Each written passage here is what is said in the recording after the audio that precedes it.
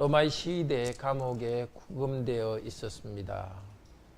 바울은 그의 안전을 걱정하던 빌립보 성도들에게 기쁨을 주기 위해서 빌립보서를 썼습니다. 오늘 빌립보서에는 우리를 위한 편지이기도 합니다. 두 번째 말씀을 듣습니다. 18절에서 내가 기뻐하고 기뻐하리라 하면서 기쁨의 말로 격려하고 있습니다. 바울은 구금되어 있었습니다. 뿐만이 아니라 그리스도인 형제라 하는 사람들 중에 바울을 시기 질투하는 사람들이 있습니다. 그럼에도 불구하고 기뻐합니다. 그 이유는 복음의 전파에 진전이 있었기 때문입니다. 복음이 확장되고 전진되는 것을 즐거워하면 어떠한 환경에서도 즐거워합니다. 다시 본문 전체를 한번 빌립보를 봅시다. 1장 12절부터 빌립보 교인에게 보낸 바울의 편지의 본론입니다. 1장 전체에서 4장 전체 개관을 좀 하면 여기 나눠진 순서지 뒤쪽에 보면 빌립보서 개요가 있습니다. 빌립보서 1장은 군인으로서의 그리스도의 삶입니다. 왕이신 그리스도의 군인으로서 복음의 진보를 위해 담대히 싸우며 기뻐하라 하는 권면입니다. 교회 바깥으로 나가는 겁니다. 성도들은 교회 바깥에서 복음의 진보, 삶의 진보가 있습니다. 두 번째는 교회 안에서 대제사장 그리스도의 제사장으로 서로 섬기면서 하나 되어 기뻐하라 이렇게 합니다. 3장에서는 자신을 위해 앞으로 앞서가신 그리스도를 따르는 경주자로서 고난 가운데서도 복음을 위해 달리며 기뻐하라고 합니다. 4장에는 마지막 권면 맺은 말로 참된 은혜와 평화를 위해 기뻐하라 합니다. 이 짧은 것이지만은 1장에서는 그 왕이신 예수 그리스도를 따라서 군인으로 살아라. 두 번째는 제사장 그리스도를 따라서 섬김으로 살아라. 세 번째는 경주자로서 달려가라. 그리스도의 삶에 대한 권면입니다. 그런데 오늘 1장에서 군인으로서의 그리스도인의 삶을 나타내는 것은 12절에서 복음의 진전이라 이렇게 하고 25절에서도 믿음의 진보 이렇게 했는데 원래는 같은 단어입니다. 옛날 우리 개정개혁전에 개혁 성경에는 똑같이 했습니다. 복음 전파의 진보가 된 줄을 10절도 이야기했고 25절도 믿음의 진보 이 두 개 다 군인들이 행진하면서 앞으로 나가는 것입니다. 믿음이 진보 또 복음이 진보하면서 복음이 바깥으로 전파된 것 그것 때문에 기뻐합니다. 바울이 기뻐하는 것 복음의 진전 때문에 기뻐하는 것 첫째는 바울의 구금된 것이 복음의 진보를 이루었기 때문에 기뻐합니다. 바울 자신의 구금 때문에 갇혔는데 오히려 복음이 확장됩니다. 12절에 사역으로 한번 같이 읽을까요? 형제 자매님들 여러분이 이것을 알기를 원합니다. 나에 관한 것은 더욱 복음의 진보를 향해 나아왔고 바울 자신에 관한 것 바로 바울이 메인 것입니다. 복음의 진보를 향해 나아왔다는 것입니다. 그는 로마 황제의 재판을 기다리고 있었습니다. 거기서 여러 사람을 만났습니다. 13절도 같이 읽을까요? 그래서 내가 갇힌 것이 그리스도 안에서 된 것임이 온 시위대 안과 그 이외 모든 사람에게 나타나게 되었고 여러 사람을 만났습니다. 로마 시위대 사람들을 만났습니다. 그렇지 않으면 시위대 사람 만나기 힘듭니다. 황제의 시위대인데 말하자면 근위대인데 어떻게 그 사람들을 만나겠습니까? 그들에 의해서 구김됐기 때문에 근위대 사람들을 만났고 그 이외의 사람들을 만났습니다. 이 그 이외의 사람이라는 것은 로마 황제의 가문 사람도 만났습니다. 자, 구금되었기 때문에 그런 사람을 만났습니다. 그리고 그 사람들은 궁금해졌습니다.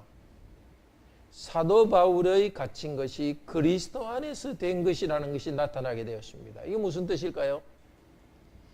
바울을 보니까 죄수로 오긴 왔는데 무슨 파렴치 도둑 같지는 않고 살인자 같지는 않고 굉장히 고상한 사람인데 도대체 이 고상한 사람이 왜 죄인이 되었는가? 사람들이 궁금했습니다. 알아보니까 그리스도 안에서 죄수가 됐다는 걸 알게 되었습니다. 도대체 그리스도가 누구길래, 죽은 그리스도가 누구길래 이 살아있는 이 바울이 그 사람을 위해서 생명을 아끼지 않는가 궁금해졌습니다. 자신의 죄수 신분이 다른 사람에게 대해서 복음의 관심을 불러일으킨 것 때문에 기뻐했습니다. 자, 우리들에게도 이런 기회가 온다는 것을 알기를 바랍니다. 정말 구금되는 것, 그건 참 자유를 잃는 것 힘들지 않습니까? 그러나 바울이 복음 안에 굳게 섰을 때에 오히려 복음을 전할 기회가 되었습니다. 우리 성도님들이 정말 앞으로 나가고 싶고 직장에서 더 일을 잘하고 싶고 아니면 더 좋은 기회를 얻고 싶고 한데 길이 막힐 때가 있습니다. 그냥 힘든 가운데 직장 부서나 또 직장에서 일해야 될 때가 있습니다. 또한 인간관계에서도 인간관계가 막혀가지고 어떻게 움직일 수 없을 때가 있습니다. 꼬여가지고. 그러나 그런 가운데서도 복음에 굳게 서 있으면은 여러분을 통해서 복음이 무엇인지를 나타날 기회가 주어지는 것입니다. 다른 사람 같으면 꼬인 인간관계에서 화를 내고 할 텐데 끝까지 인내하면서 관계를 풀어가려고 하는 모습을 통해서 복음이 나타나게 됩니다. 아니면 내가 별로 원하지 않는 직장에 내가 있다 하더라도 그곳에서 내가 복음을 꾹 잡고 살아갈 때는 새로운 사람을 만나서 복음의 증거가 되는 것입니다. 그리스도인들이 편한 곳에만 직장 생활을 한다면 불편한 곳에 있는 사람들에게 복음을 전할 기회가 없습니다. 그러나 우리가 불편한 곳에 하나님께서 두셨다면 그곳에서 복음을 전할 기회를 주십니다. 말로서 복음을 전할 기회를 주십니다. 또한 여러분의 살아가는 것 자체가 사람들에게 복음의 증거가 됩니다. 중요한 것은 복음 안에 굳게 머물러 있는 것입니다. 하나님을 신뢰하며 나가는 것입니다. 그럴 때는 구금조차도 갇힌 것조차도 새로운 사람을 만나게 됩니다. 새로운 기회를 줍니다. 빌립보서 마지막 장에는 사도 바울이 시위대왕과 그 외의 사람들을 만났다 이렇게 하는데 4장 22절을 볼까요? 빌립보서 4장 22절 제가 읽겠습니다. 모든 성도들이 너에게 문안하되 특히 가이사 집 사람들 중 몇이니라.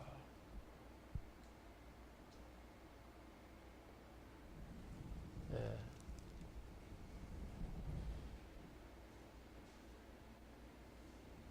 가이사는 시저죠. 로마 황제. 로마 황제 집 사람 중 어떤 사람들이 하나님을 믿게 되었습니다. 그러니까 복음의 진보가 이루어졌습니다. 대개 여기 가이사 집 사람들이라는 것은 황제의 혈족이 아니라 그 궁전 안에서 일하던 그 고용된 사람이나 자유인들이라고 학자들은 봅니다. 그렇지만 그들에게만 복음이 전해진 것은 아닐 것입니다. 시위대 사람들을 봤으면 로마 황제 사람, 가문 사람에게도 복음을 전할 기회가 주어졌습니다.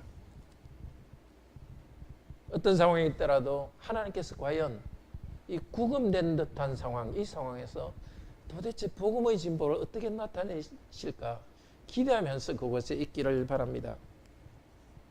그리고 우리가 어디에 있든지 복음적인 관심을 가지기를 바랍니다.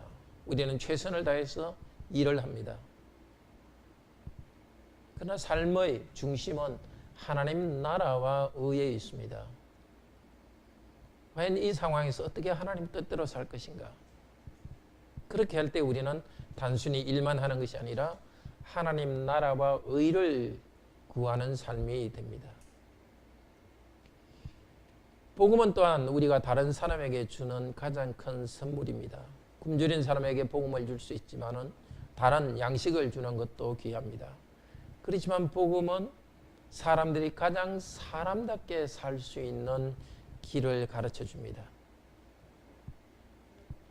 참 행복을 주는 것이 복음입니다.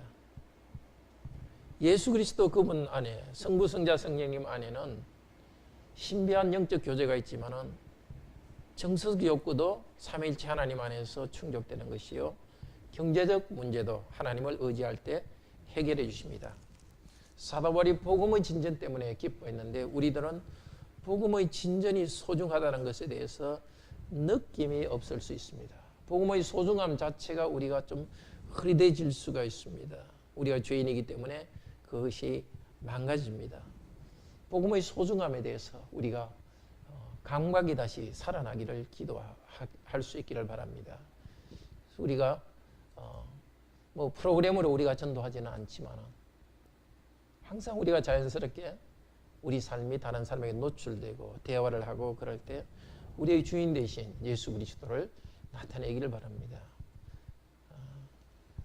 괜히 내가 그리스도인이라는 것을 좀 분명히 이야기하면 다음에 화날 일이 있을 때 화내면 싸우지 못할까 봐서 그냥 그리스도인 됨을 감출 이유는 없습니다. 오히려 그리스도인 됨을 나타나고 그것 때문에 내가 경건하게 살아갈 수 있는 기회가 됩니다. 두 번째도 사도 바울은 자신의 고난 중에 고난을 함께 나누며 사랑으로 복음을 전하는 사람들 때문에 기뻐합니다.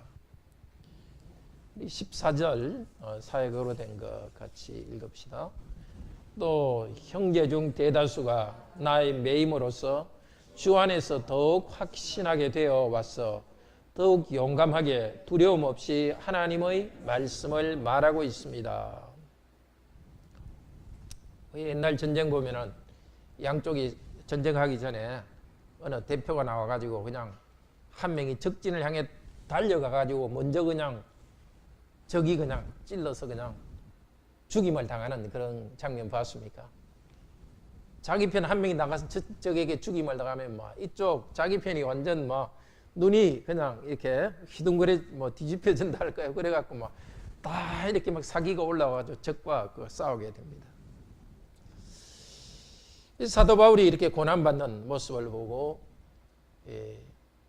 로마에 있는 성도들은 그런 마음을 갖게 되었을 것입니다. 로마에는 여러 곳에 가정교회들이 많이 모이고 있었습니다. 마치 하나님 나라의 군대의 총사령관과 같은 장군과 같은 바울이 포로로 잡혀있는 것을 보았습니다.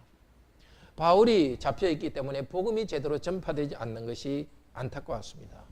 또 사도 바울이 그런 자유를 잃은 상황에서도 불구하고 담대하게 있는 모습을 보고 격려를 받았습니다. 사실 사도 바울은 셋집에 있었기 때문에 방문하는 사람들에게는 복음을 전할 수 있었습니다. 돌아다니면서 복음을 전할 자유는 없었지만 그런 한계 가운데서도 용기 있게 복음을 전하는 것을 보았습니다. 그렇기 때문에 격려를 받았습니다. 용감하게 격려를 받았습니다. 두려움이 없게 되었습니다. 그래서 그들은 바울에 대한 사랑 때문에 더 열심히 복음을 전했습니다. 사도 바울 자기는 갇혔지만 자기는 많은 복음을 전하지 않지만 오히려 사도 바울 자신의 갇힘 때문에 그것이 자극이 되어서 더 많은 사람이 복음을 전하게 됐다는 것을 기뻐합니다. 우리는 내가 무슨 일을 많이 해야 기뻐합니다. 내가 많이 성취하고. 그런데 사도 바울은 내가 적게 성취하고 있지만 오히려 내가 거름이 돼가지고 더 많은 성도들이 사역을 하게 된 것을 기뻐합니다. 자, 우리 성도님들도 복음을 위해서 바르게 살려 하다가 고난을 받을 때 불평하지 맙시다. 기뻐합시다. 정말 고난 가운데 다른 성도들은 참 당하지 않는 그 고난 가운데서도 참고서 버티면서 하나님 말씀으로 살아갈 때 어떻게 됩니까? 다른 성도들이 참 격려를 받습니다. 격려받는 게 좀 이상하지 않습니까? 자기보다 훨씬 좋은 환경에서 뭘 하고 있으면 큰 격려를 못 받습니다. 근데 자기보다 훨씬 악조건에 있으면서 뭘 성취하면 더 격려를 받죠. 믿음에서도 정말 예컨대 뭐 누구 사랑하는 가족이 죽었다든지 그럼에도 불구하고 그것을 이겨내면서 참 기쁨으로 나아가면 참 다른 사람이 격려를 받지 않습니까? 우리에게 어떤 어려움이든지 우리에게 준 어려움은 기회입니다. 은사입니다. 그 기회 때문에 그 가운데서 복음 안에서 살아갈 때 다른 형제 자매들에게 격려를 줍니다. 용기를 줍니다. 담대하게 해줍니다.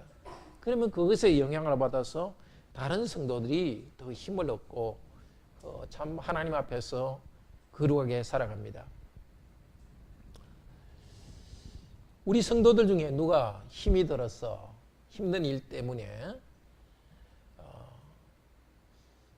정말 고통 중에 있습니까? 아니면 병이 들어서 힘든 성도들이 있습니까? 혹은 믿음이 낙심되어서 아주 풀이 죽어 있는 사람이 있습니까? 우리는 그것 때문에 덩달아 낙심하지 맙시다. 오히려 형제 자매의 몫을 내가 감당해야 되겠다는 생각으로 더 굳게 섭시다. 우리가 하나님 앞에 굳게 섬으로써 형제 자매의 부족함을 채워주도록 합시다. 그냥 감정적으로 수동적으로 영향받는 것은 그 동물도 하는 일입니다.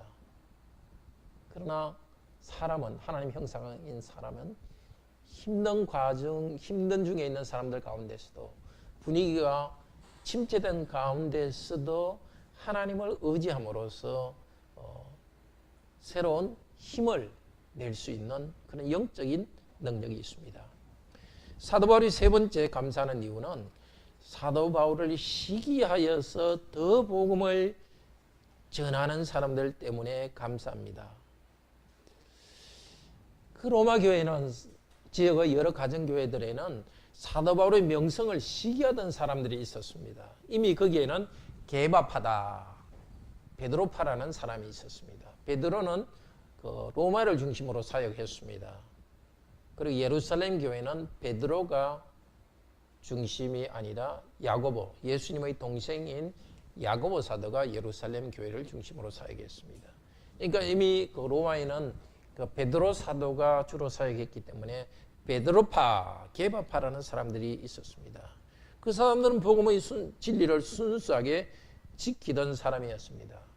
또 그 외에도 복음이 부족한 사람들이 있었습니다. 유대주의적 경향, 율법주의적 경향을 가진 기독교인도 있었습니다. 그리고 영혼만 선하고 육체는 악하다. 그런 영지주의적인 경향을 가진 기독교인들도 있었습니다. 자, 많은 성도들은 선한 뜻으로 복음을 전했습니다. 15절에 선한 뜻 때문에 복음을 전했지만은 15절 같이 읽을까요? 우리 사역으로 된 것. 어떤 분들은 시기와 라이벌 의식 때문에, 어떤 분들은 선한 뜻 때문에 그리스도를 전파하고 있습니다.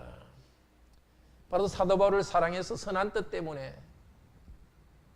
복음을 전하는 사람도 있었지만 시기와 질투심 때문에 전하는 사람들이 있었습니다. 이 시기란 질투라는 것은 라이벌 의식입니다. 파벌 의식 때문입니다. 다시 16절에서는 어떤 사람들은 사랑으로부터 바울이 복음 변호하기 위하여 두어졌음을 알고서 복음을 전했고, 17절 같이 읽읍시다. 그 사람들은 라이벌 의식의 야망으로부터 그리스도를 있는데 정결하지 못하게 나의 매인 것에 환난을 일으킬 것이라고 가정하고서 복음을 전하고 있습니다. 자, 사도벌이 갇혀있다. 기회다. 찬스다. 이 기회에 복음을 많이 전하자. 그래서 우리 파벌을 많이 만들자. 그리고 심지어 사도 바울에게 매인 것에 환난을 일으킬 것이라고 가정하고서 일부러 의도적으로 그렇게 합니다. 사도 바울을 좀 괴롭게 하자는, 그렇게 좀 좀 잔인하다 할까요? 그런 생각으로 복음을 전합니다. 우리는 초대교회 하면 참 핍박받으면서 모든 게 초대교회가 좋다고 생각하고 초대교회로 돌아가자 하는데 초대교회의 모습이 이런 것이었습니다. 벌써 라이벌 의식이 있고 야망이 있고 사도에게 그 고통을 주려고 하고, 지금도 교회 안에는 그런 모습이 사실은 있습니다. 주님 위해서 다 모였지만 성도들 안에는 라이벌 의식이 있고 자기 주위로 사람들이 많이 몰리길 원하고, 심지어 누구에게 고통을 주기 위해서 이렇게 마치 학교에서 아이들 이렇게 따돌리듯이 교회 안에서도 이렇게 자기 그룹을 크게 해서 누구 한 명을 갖다가 따돌려서 괴롭게 할 수 있는 그런 가능성이 있습니다. 참 우리도 그런 것을 조심해야 되겠습니다. 그래서는 안 되겠죠. 이 라이벌 의식이 있는 사람들은 정결하지 못한 마음으로 복음을 전했습니다. 그런데 사도 바울은 뭐라 그럽니까? 18절 같이 읽어봅시다.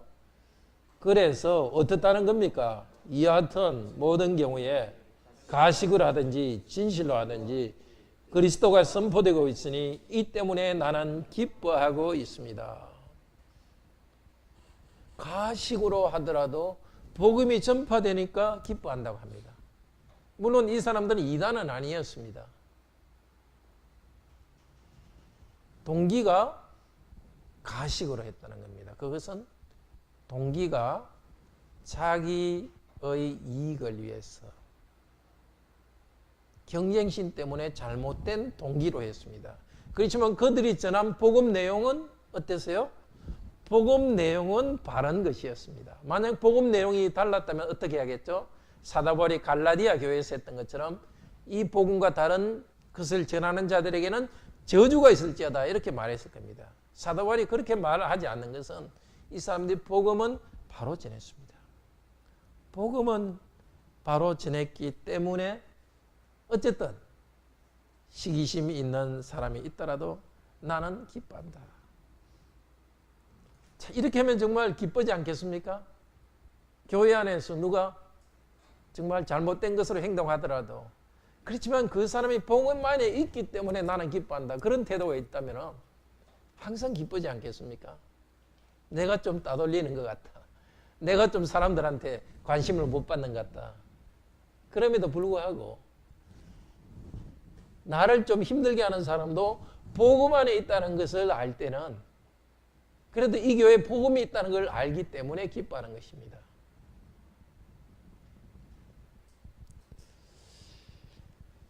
이것과 관련해서 루터는 1522년에 번역했던 루터 신약성경 서론에서 이렇게 말합니다.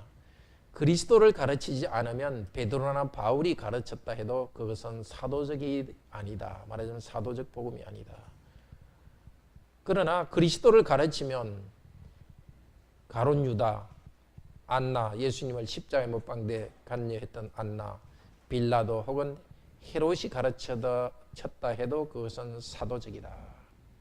복음 자체의 객관적 능력, 지금 그것을 기뻐하는 것입니다. 복음의 내용을 바로 전하기만 하면은 성령께서 그것을 사용해서 사람을 변화시킵니다. 복음적이지 않는 동기로 복음을 전해도 전하는 내용이 바른 복음이면 성령께서 그것을 사용하기 때문에 바울은 기뻐합니다. 마치 그 약과 같습니다. 소화제를 처방해서 주는 그 약사가 그냥 자기 약국에 약사로는 사람 항상 주는 것도 없이 미운 사람이 있어요. 속으로 그 사람은 주는 것도 없이 항상 밉다는 생각이 있지만 그래도 소화제 잘 약 지어주면 소화제 그 위장병 낫잖아요. 복음도 마찬가지입니다. 복음의 약을 전하는 사람이 잘못된 동기로 전하더라도 복음의 효과가 있기 때문에 사도 바울은 복음이 전파되는 그것만 바라보기 때문에 기뻐했습니다. 사도 바울도 우리와 같은 사람인데 왜 인간적으로 괴롭지 않았겠습니까? 관계를 생각할 때는 괴로웠습니다. 자기를 시기하고 분쟁하고 경쟁의 대상이 되고, 더구나 복음을 아는 사람들이 그리스도와는 다른 이런 그 부정적 정신을 가지고 있을 때 얼마나 고통을 받았겠습니까? 정신적 고통을 받았을 것입니다. 어쩌면 혼자 펑펑 울었을지도 모릅니다. 그러나 사도 바울은 인간관계의 갈등을 넘어서는 것을 바라보았습니다. 땅에 이런 갈등이 있지만 위에 계신 그리스도의 이름이 전파되는 것을 즐거워했습니다. 내가 저들과 싸우면 도대체 누가 좋겠는가? 사단만 즐거워하는 것이 아닌가? 우리 편끼리 칼로 찌르면 우리만 손해지 않은가? 그래서 분쟁을 일으키는 사람들과 싸우는 것을 하지 않았습니다. 복음의 본질적인 내용이었다면 싸웠을 것입니다. 복음의 본질적인 내용이 아니었기 때문에, 관계의 문제였기 때문에 그냥 넘어갔습니다. 우리도 작은 일에 집착하지 맙시다. 서로 상처 준 것을 가지고 꼼 씹으면서 시간을 낭비하지 맙시다. 눈을 들어 위를 봅시다. 그리스도의 영광을 생각합시다. 눈을 들어 멀리 봅시다. 아직 세계 복음화의 길은 멉니다. 우리들끼리 힘든 일이 있고 우리들 중에 상처를 주는 일이 있습니까? 그때 우리가 생각할 일은 내가 상처받았다, 그것이 아닙니다. 그리스도의 복음을 위해서 가장 좋은 것이 무엇인가를 생각해야 됩니다. 인격적인 결함이 있는 형제자매라도 복음 안에 있다면 복음 때문에 즐거워합니다. 자기 친구들을 많이 만들기 위해서 말씀을 나누고 있다면 그 말씀이 나누어지는 것 때문에 기뻐해야 됩니다. 그런데 사도 바울은 이 로마에 있는 사람들의, 교인들의 인간적인 어떤 것 때문에 감사하지 않았습니다. 그들이 안에 그래도 복음이 있다는 것 때문에 감사했습니다. 이 빌립보 1장에서도 빌립보 교인들과 관계가 아주 좋았죠. 그때도 여러분들과 내가 친하니까 좋다, 그렇게 말하지 않았습니다. 복음에 참여하는 것을 때문에 감사했습니다.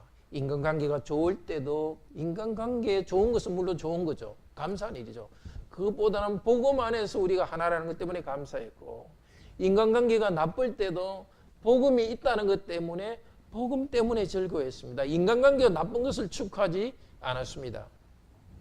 정말 오해하지 마십시오. 사도 바울은 시기와 분쟁으로 복음 전하는 것을 좋다고 결코 칭찬하지 않았습니다. 거기에 대해서 말을 하지 않습니다. 나쁘다는 것이 전제되어 있죠. 왜냐하면 이 말 자체가 시기와 질투 가운데 하는 것은 나쁘다는 것이 이 편지 안에 포함된 내용 아닙니까? 또 빌립보서 2장에 보면 모든 일을 다툼과 회영으로 질투하지 말고 그렇게 곧 이야기할 것입니다. 지금 사도 바울은 여기서 말하는 내용이 뭐냐면 심지어 이것입니다. 심지어 시기와 질투 가운데 한다, 복음을 전한다 하더라도 복음 전파 때문에 기뻐한다는 것입니다. 바울을 정말 존경하는 사람 그 그룹이었다면 사도 바울은 책망했을 것입니다. 여러분, 왜 그렇게 시기와 질투 가운데 합니까? 하지 마십시오. 말하자면 바울이 목양하는 그 교회의 성도들이었다면 그렇게 책망했을 것입니다. 근데 여기 나오는 복음 전파하는 사람, 시기와 질투 가운데 복음 전파하는 사람은 바울의 영향권 밖에 있는 사람입니다. 저 멀리 있는 어떤 교회의 성도입니다. 사도 바울은 그것 때문에 슬퍼했습니다. 그런 사람이 바뀌기를 원했습니다. 아마 가까이 왔다면 그들을 책망했을 것입니다. 그런데 바울의 관심은 빌립보에 있는 성도들에게 지금 말하고 있습니다. 복음의 중요성을 강조하기 위해서 이 문제를 넘어갑니다. 그러나 시기와 질투, 다툼, 분열은 참으로 나쁜 일입니다. 나의 위신을 채우고 내가 인정받습니다. 그렇지만은 복음을 어둡게 합니다. 그리스도의 나라를 세우기보다도 나의 작은 왕국을 세우고 싶어 합니다. 내가 골목대장 노릇하고 싶어서 교회를 분열시킵니다. 우리 교회 성도들은, 여러분들은 그런 불필요한 경쟁심이 없어지기를 바랍니다. 본능적으로 일어납니다. 어쩔 수 없습니다. 그러나 기도하면서 그것을 자기를 부인하고 없애주기를 바랍니다. 우리는 예수 그리스도의 마음을 품어야 되겠습니다. 그리스도는 자기를 비워서 종이 되었습니다. 우리도 예수 그리스도의 마음을 본받읍시다. 시기 질투 때문에 나를 높이고 그래서 교회를 분열시키고 형제자매의 갈등을 만들어내지 맙시다. 세례 요한의 모습은 참으로 아름답습니다. 요한복음 3장 30절에서 세례 요한은 그 제자들의 이야기를 들었습니다. 세례 요한의 제자들이 와서 말했습니다. 요한 선생님을 따르던 사람들이 전부 저쪽에 예수라는 사람 앞에 가가지고 다 세례받고 있습니다. 그랬더니 세례 요한이 뭐라 그랬습니까? 그분은 흥해야 되겠고 나는 망해야 되겠다. 복음이 빛나기 위해서 나는 망해야 된다.